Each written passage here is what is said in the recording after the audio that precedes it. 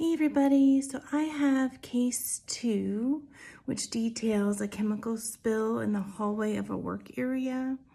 And after the spill, several team members felt ill and needed medical attention. So as the human resource manager, of course, meeting with that safety team, calling 911 right away, just ensuring that that's happened and doing that on my own if it hasn't.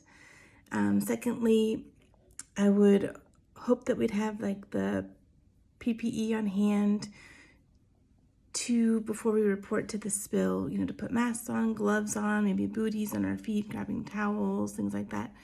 So before reporting to the spill, putting that on, and then just recommending evacuating that area that's affected. And it's really important to close the doors behind you so that fumes don't go elsewhere. And then being careful to not step in the spill to spread that elsewhere as well. And then closing the doors will help to ensure no one else from the outside or other areas goes into that area. And then, so as detailed in the case study, 4 people were severely ill, losing consciousness, nauseous, dizzy, had some kind of confusion. So at that point, due to the seriousness, I would recommend locking down the building while we're waiting for the fire department or ambulances to arrive. And then also making sure the ignition sources are turned off due to the gas spills and chemical spills. And there may be a state or local type emergency response team that can come and help, if the spill is to that severe where people are having reactions. And then, of course, having to alert OSHA that workers were harmed and had to be given medical attention, and as well as logging that on the incident log. So after the incident and debriefing with the safety team, I would recommend, reviewing the hazardous materials emergency response plan that I would hope would be in place already. If not, creating one, of course, but, just reviewing it, making sure that did we follow the right procedures and policies that we had in place already? Do we need to instill new policies, new procedures? How did everything work as they were going through this incident?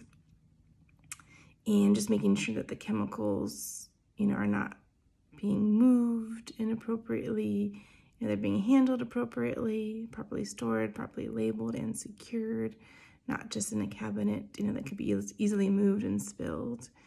And then organize, yearly training on HazCom thereafter, for all employees to review the plan and to know what to do in this type of emergency.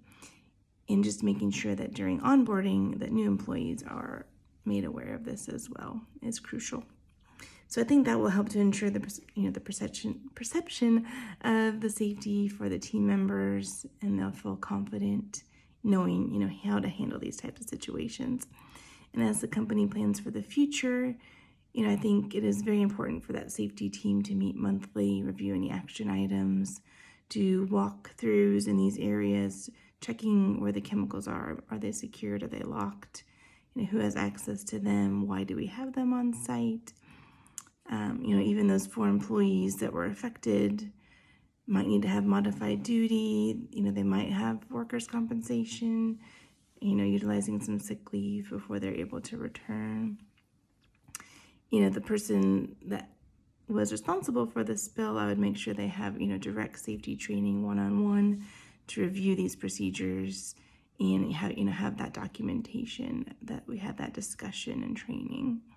So I think a company, that is focused on the safety and well-being of its employees will definitely ensure that long-term recovery and, emergencies, especially for incidents such as this kind of chemical spill.